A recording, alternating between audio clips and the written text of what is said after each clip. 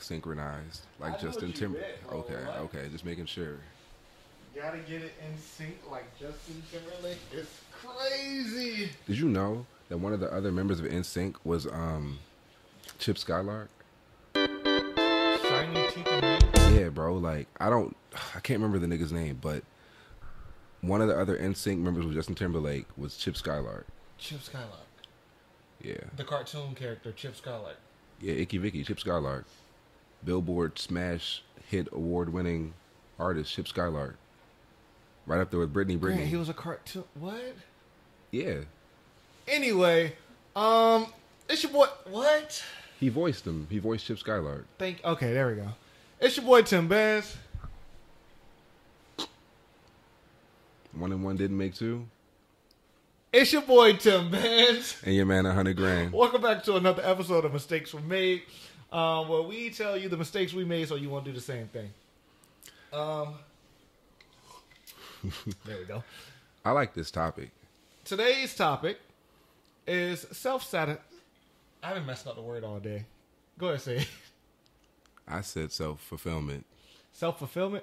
Satisfaction? Satisfaction. Thank you. I don't know why, but my brain won't process saying that one word properly. Is it because you're not satisfied with life? Yeah, we're getting right into it, man. I knew this was going to be a deep episode at like 3 p.m. I've been prepping. Okay. I don't feel like I'm 100. So we jumping right into it. Let's do it. I don't feel like I'm like 100% self-satisfied in life, man. Fun fact, I just re-enrolled in school. Yeah. I'm going for my master's. Congratulations, man. Appreciate you, man. I thought it would be the same, so I was like, you know what? I'll do this test, right before it's due again. That test was 150 questions, and it took me from 3 p.m. to 3 a.m. Don't miss school. Not at all. Me either, but I realized in order to satisfy myself in life, I need something a little bit more to push past where I currently am. You know what I mean? Yeah, man. They try and act like they want you for these skills you're getting for going through these certification courses and stuff, but they really just want a piece of paper. And I think that's the most frustrating part is like, I'm actually trying to use some of this stuff I'm learning, but they don't care. They don't. Yeah. They don't. It's like, as long as you have a paper where they can have the concept, or if somebody asks them, well, how did you do this? Why did you hire this person? Oh, he got this piece of paper right here. Yeah. What? You know how many things I've done in life that I know how to do better than most people who are in their current positions? 100%. Like, most times, your boss. Bruh. And it's frustrating because sometimes your peers try to make it seem like you're only there because it's some diversity initiative or affirmative action. And the fact of the matter is, I could do my job and your job and still have 32 hours to spare in a week. Exactly. And I feel like a lot of people that are in the positions they are in don't deserve the positions they're in for the simple fact, what did you really do to get there? Nepotism. That's a huge part of it a lot of the time. But maybe we're so bitter about nepotism as black people because we don't have that network set up. Because when I start seeing it, so I grew up in PG County, and it's a lot of black professionals there. So I kind of saw it to an extent. Like, you have kids who go to some schools and not other ones, and then you have a certain community within the church or within whatever, and it's like an elite class. But then you see it a lot within the D9 people, the fraternity, sorority, whatever. After they graduate, they get really successful, and they kind of distance themselves from more traditional blackness, I guess. It's hard. I kind of understand what you're saying, but I'm going to take that a little bit and go into a family aspect of it. Black people in general, the first thing a lot of black households do is when you turn 18, you out of here. Yeah. That's the number one thing you hear parents say. That's one thing that I can say that is mostly happens in African American homes. If you look at Hispanic homes, if you look at Caucasian homes, a lot of them stay within their families. They stay at their mother's house. They stay with their cousins. They stay with their brothers. They stay with their sisters. And what we don't realize is they're doing this. So, one, they share rent with someone they know. Yeah. They're able to build each other up because they are sharing this rent. They are together they're still close with their family. Italian families do dinner every week or something like that. At the very least. Yeah, I used to watch Jersey Shore. I remember that. What was it? Not Paulie D. What's his name? The Situation? No. What's the other one? Anybody know? No? Ronnie? No, not Ronnie. The one that was like the I know it's only one more, man. It's only one later. more. All right. Ronnie, Paulie. Anyway, the other one. Yeah. Him. When he went home to his family, they were like, "Oh, he left the house. We didn't want him to leave." Vinny, there it is. We didn't want him to leave the house because you were able to build and you're able to set yourself up better when you hold your family close, and then when it's time and they're able to live on their own, then they let them go. African American households, oh, you 18? Oh, bye. Oh, you 19? Oh, you 16? Sometimes where I grew up, I saw a lot of people 15, 16 when I was growing up. They ended up getting kicked out of the house. It's weird, though, because when you try to find, like, the origin, you would think, like, something in slavery made us want to, do whatever and get people out quicker. But no, we're more unified most times up until, like, the 70s, 80s. People start, getting crack involved, AIDS, industrialization getting taken out of the urban community, so you don't have a whole lot of opportunities. People just kind of have kids and dip. So when you got a single parent household, they're trying to get back to their life because the other parent's not there. Exactly. And growing up, it was them taking care of you. So now that you can take care of yourself, they ready to get rid of it. Yeah. I feel you. So I mean, just fundamentally, that's one thing that I'm really trying to strive towards. So back to self-fulfillment, I think, I don't know, it's hard because I think that having a successful marriage and kids, nuclear family, we have dinner at the dining room table every night would fulfill me. But there's two aspects to that. You could be the parent who does it all, is successful, and can provide for the household, got a maid, like the lawn's always cut by somebody that's not, us. Mm-hmm. But I'm probably always going to be working to sustain that. Right. And on the other hand, I could be a really good family man. I go to all the games, I catch every life event, but you're missing some other aspect. We don't got anything to call home to, like, the kid in school getting teased because they don't got the best stuff. And it's not even like they poor. It's just, how it gets. And I don't know. Part of it may be just projecting, but I want to give the best opportunities for my kid if I, go that route. I feel that. The best opportunities as in, so everybody has a different viewpoint on what they feel the best is.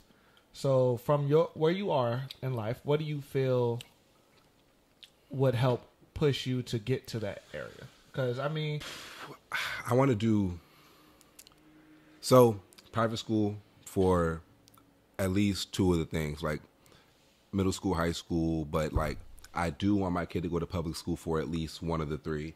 Some of them private schools be producing weird kids, though. That's why I want them to go to public school, probably in middle school, because middle school is the best time to have a kid in a out. Hey man, middle school was the Wild West. Middle school is that transition where they're kind of learning who they are and start smelling themselves too. Exactly. Hey, my little brother's starting to smell himself right now. Yeah, I'm calling him out. What'd he say? He told my mama he hated her the other day or something. I was like, bruh, do you realize that this woman feeds you every day? My JR had something too, like a couple months ago. Yeah, I'm calling you out, Cub. It was crazy because what he said to his mother was just so nuts.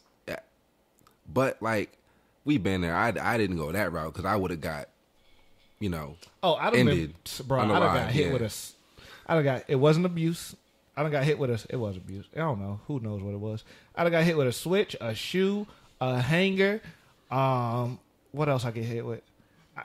My dad like 6'3". Back scratcher.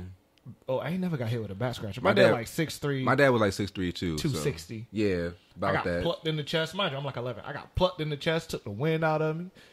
When the anime movie scenes when they be like, yeah, bruh. I felt like I was in the anime movie. He said, and he won't even at the house. My mama called him to come to the house at the time. That's the worst. Crazy. Because you gotta just sit there and anticipate it. Oh, nah. One time I knew I was getting a whooping, bro. So I ran. Hold on. I ran upstairs, put on 3 pair of underwear, put on a pillow in the back of my pants. what I do? 3 pair of underwear and a pillow on the back of my pants, and sat against the door with my back against the door so she couldn't get in the room. Where I fucked up was I fell asleep with my back against the door. So when I fell asleep, I woke up to her pushing the door open.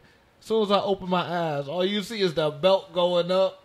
That's nuts. That's cinematic right there. It was a wrap. You need to get E to film that, reenact that. The hell no, I ain't reenacting that. That's trauma. Nah, one time, so we had a back scratcher, like one of those wooden things you use to scratch your back, and I hit it because, you know, PTSD. And then one time my aunt was over the house and she sat on the couch, and she's like, why is this couch so rough? And then they found it, and that's probably one of the worst whoopings I ever got. Because I just thought I was so smart. Bro. I was a clever kid, but like clever for a kid. Hold up. Clever for a kid? I got you. So my mom used to have this dining room. And, you know, when you little, you watching cartoons, you see them flipping knives and all that fun stuff. So, you know, I'm coming home after school one day. I'm bored. I'm flipping knives in the kitchen. I'm like, I can catch this. I'm not going to hurt myself. And then we got this little chair in the dining room. I threw the knife at the back of the chair like they do in the movies. I threw the knife at the back of the chair. You're nuts. Hey, bro, I was wild. I threw the knife at the back of the chair, and it went over the chair. And my mom had 3 glass vases. And I hit the middle glass vase and destroyed, like, the whole thing. This might be the first time my mama realizing I broke the glass vase, to be honest with you. Yeah, you got a whooping coming. Hey, bro. Nah, hold on. I got one more. My mom had 2 clay vases, 2 clay pots sitting in the living room. It was my first time coming home from school. They love pottery. Right. It was my first time coming home from school. Don't ask me why I did it. I sat in the clay pot. See, like, it's super dumb that you did that, but I don't not understand. Like, the TV not on. I'm by myself at the crib. I sat in the clay pot. I break the clay pot. So, hold up. I got it. I break the clay pot. What I do, I go grab the super glue, the Elmer's glue, the hot glue gun, and a blue crayon. I glue the pot together, and then I take the blue crayon and color where the design was on the pot. So once I color where the design was on the pot, I decide to move it to the other side where, you know, the foot traffic won't at. Yeah. And my mama just found out a year ago. I did that when I was like 12. Really? Bro. See, having a boy would be interesting. That's the whole thing with having kids. I feel like, and you can correct me if I'm wrong, but I think having a girl would just be like having the smart side of me, and having a boy would just be all of the little antics from all the trouble I caused everybody in my life just coming back. I feel like with boys, you get the antics, the fights, you get the like masculine energy. When it comes to girls, you get the attitudes and the cattiness. Yeah, I can see that. Anyway, so then there was the whole other side of self-fulfillment where it's like you don't go the marriage and kids route, and you're just a single person living life, rich, yeah, single uncle, and yeah, I don't know. So then you can start getting into what it's like being single lone bachelor now. It's cool. It's cool in the moment, but like in the back of your head, you like even sometimes in the moment it's not. Sometimes shit just be not cool at all. And I don't know. What do you do when you feel like that? When I feel like I'm not cool at all, unfortunately, you know, it's like not unfortunate, but I go to the gym. You know, we make podcasts, we drink, which it really doesn't help with the self-fulfillment aspect for the simple fact that it's a temporary feeling. Yeah, I'm not trying to help. That's the point. I'm trying to just, you know, get through it. But that was kind of sad. I recognize that there's some things that you can't change, and that's frustrating. So it's just a way to deal with the frustration. That's not the ideal way. And I have a ton of other ways that I'm learning to also deal with that frustration. So for example, you're at work, corporate America, and you're doing this job. It doesn't fulfill you, but you need it to get you somewhere where you can do something that fulfills you. And these coworkers, these bosses, they're pissing you off just because they don't understand your value, your worth. Maybe because you're black, maybe because you're young, whatever. And you just got to deal with it because that's the game you got to play. Or when you're dating and the games you got to deal, whatever. And sometimes you can just take yourself out of the situation and, you know, fulfill yourself that way. And sometimes you just got to deal with it. If that's what you either love it or leave it. Love it or leave it. I feel you on that. The love it or leave it. Like you said, it goes for work. It goes for relationships because not everything is going to work. And in order for you to be happy in your environment, you have to be happy within yourself, or whether that is a temporary happiness at that moment and a continued work on that, because not everybody's happy all the time. Yeah. And in order to continue that happiness, you have to communicate with your bosses, you have to communicate with your significant other, and you have to make sure that everyone is on the same page. I think that sometimes, and I'll speak for myself, it's hard to reach that hand out and say, I need help, or you're not doing what I need you to do. Can you do this? Not because I think they can't, but just because if it's that much of a problem for me, I should be able to handle it. And if I can't, then I'll just deal with it. So that may just be lack of, you know, confrontation. No, honestly, I feel like that's us as men. Exactly. Yeah. I feel like we've been raised in a culture where it's like, oh, you're a man, you got to do this, you got to do that, you got to do this. There's no need for you to ask anybody for anything, and you make it happen. And then as we grow up, we learn, hey, in order for me to get somewhere, in order for me to understand this, I have to ask. But that's because we have learned that in order for me to get an A, in order for me to learn how this person needs to be talked to, I have to communicate and ask them. But if it's not something that we're pushing to make better for ourselves, then it's like, fuck it. There's no need. Yeah. And I mean, most things, it's been this way since I was young. It's not a lot that I'm not good at. And I'm getting to a point where I can like verbalize and externalize that, but I'm pretty tough at a lot. So when it comes to something that I'm like, my bad, big dog. Pretty tough at a lot. I ain't got no flaws, nigga. Pristine. That's the thing. But anyway, when it just comes to the wall that you can't get over or get around, I'd rather just punch it till my hands bleed than try to ask somebody else to help me get through it, you know? Yeah. Just because, one, it feels great when you can break through on your own. It's a euphoric feeling. And two, it's just, I don't like that feeling of burdening somebody else by being inadequate.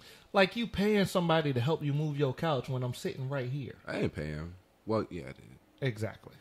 But and like old girl paying somebody to move her from another city to this city when we all sitting right here every Monday. Yeah. Anyway. Yeah, how was that? Exactly. Disastrous, huh? So sometimes you got to ask for help, but we have to learn when to ask for help. We have to learn how much help we can ask for. Don't be a needy person, but don't be a person who's about to kill themselves because they're stressed out about something, about the amount of pressure that you have on yourself. Yeah. It's a thin line. And sometimes I'm just like, I like this side a lot more. I like the feeling of stressing over how difficult it is to get through something. And then getting through it. More than the agony of just feeling like, oh, I'm a burden on somebody. Are they going to like me less because I'm asking for, like, do I feel like less of a man or whatever? And I don't know how much of that is men and how much of it is being a black man. But regardless, it doesn't really matter at the end of the day. I'll explore it when I have some more, bandwidth. But for now, I just know that it's uncomfortable, so I handle it the way that I handle it. I feel you. We in order to learn what our own satisfaction. There we go. I don't know why I started over that word. In order for us to learn what our own self-satisfaction is, we have to learn who we are as a person in order to be able to do what we need to do to complete the circle of our own internal life. But we're always changing. And so let's talk about this aspect of it. Not marriage, not, years down the line, just you're dating somebody, but like seriously dating. But you change.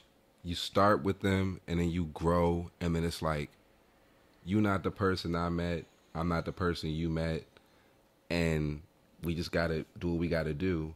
But even outside of the relationship, every few years you basically a different person. You are.